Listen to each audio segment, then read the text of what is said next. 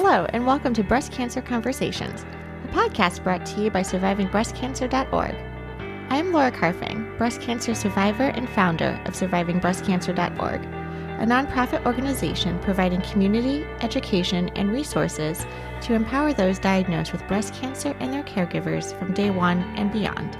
Hello, my friends. I am so excited you are joining us for another episode of Breast Cancer Conversations. This one is a short and sweet and empowering conversation with Amy Parliman. I know all of us out there, as what I like to call our superhuman power, is that we have this gut feeling, this intuition. We can tell when something isn't right with our bodies. And how often do we tell ourselves we have to advocate, we have to be our own best advocate, we have to speak up when something's not right? I'm turning things over to Amy so she can give you her personal experience and her tips of when she knew that she was experiencing breast cancer progression and really needed to advocate for additional scans and screenings, and thank goodness she did. Welcome to the conversation.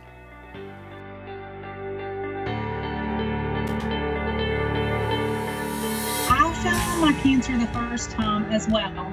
For 2 years, I went back and forth to the doctor, and I'm like, something doesn't feel right in my breast. And they're like, no, it's nothing. It's your imagination. It's a ligament. And so it ended up being my original cancer was in the fold. Well, I don't stand in front of the mirror and dance and look at myself, so I didn't see it. So by the time I found my first cancer, it had grown to the skin. So I had the dimpling. With my medical knowledge, I felt embarrassed that I didn't know sooner, but I was going and nothing was showing it because I have dense breast, never had any children. There's no history of cancer in my family except a grandmother, and they don't even know what type of cancer because they didn't ask years ago what it was. So found the first cancer and then had to advocate for myself and push because I was 39.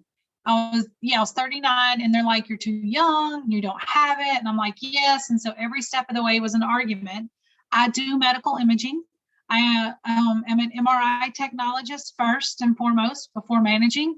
So I often was the test that told the lady what line of treatment she was going to get, and swore from day one, if I ever got diagnosed, I was walking in, we were cutting both of them off and moving forward because I just watched progression and watched other things. So then I had my first diagnosis, getting to my 5-year mark, getting ready to get off of the hormone therapy, and had just come to terms with getting my port out. I kept my port for 5 years because I kept feeling like I'm going to have something that comes back. So I didn't want to give up my port. When they would talk about removing it, I would have a meltdown sitting every month when they would like, you can get rid of it, you can get rid of it. And on the 5th, right before my 5-year mark, I felt a pain. I was standing and I felt a pain in my back. And I'm like, whoa, this is weird. I have scoliosis. I had brain surgery. So I'm very familiar with the medical community on the other side. So I went back to the oncologist and I'm like, something's not right. And she drew some blood work, and my cancer markers were a little elevated. When I say a little elevated, I mean like 0.10. And I'm like, no, something's going on inside my body. I think we need to do a scan. So I had just graduated to 6 months, and we were going to move to the year mark because here I am at 5 years. And I'm like, can we just do a scan? Did a scan, and there it was, the mass in the back. So here we go with all the testing. And a lot of people ask, they're like, you don't press for a PET CT? I have lobular cancer. Mine metastasized to my bone first. So for me, a CAT scan and a bone scan was the better test for my type of cancer, the type of hormones. But I was a rarity. I too was like these other people on the call, that my cancer changed properties. So I went from ER/PR positive to now I'm slightly ER positive.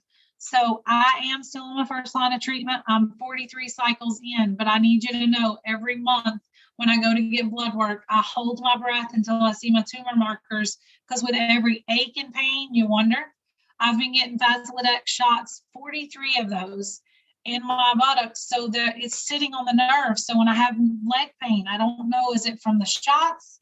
Is it cancer? Is it something else? And I still image women, so I know that stuff happens. People listen to their body. So the one thing I can tell you, if you have an ache or a pain, you got to tell your doctor. You can't hide that. And that's how each time I found my cancer prior to medical imaging we've either done a test a few months before that didn't pick it up. So in a matter of 3 to 6 months, it's grown, it's done something.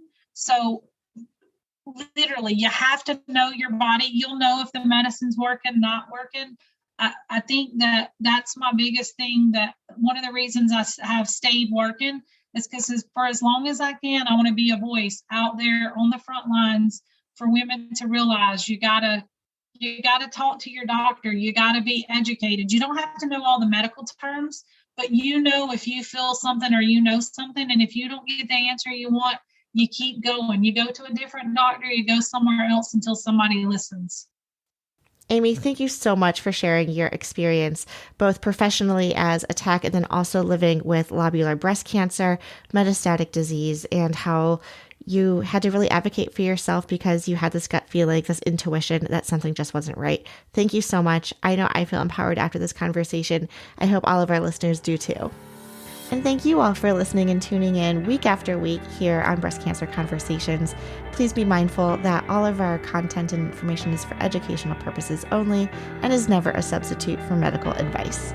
If you want to hang out, again, please check out survivingbreastcancer.org/events, where you can RSVP to our Thursday Night Thrivers weekly meetup, our Movement Monday classes, workshops, seminars, and so much more. We can also continue the dialogue online via social media. Our Instagram handle is survivingbreastcancer.org, all one word, and you can follow us on Twitter at SBC_ORG. Until next time, keep on thriving.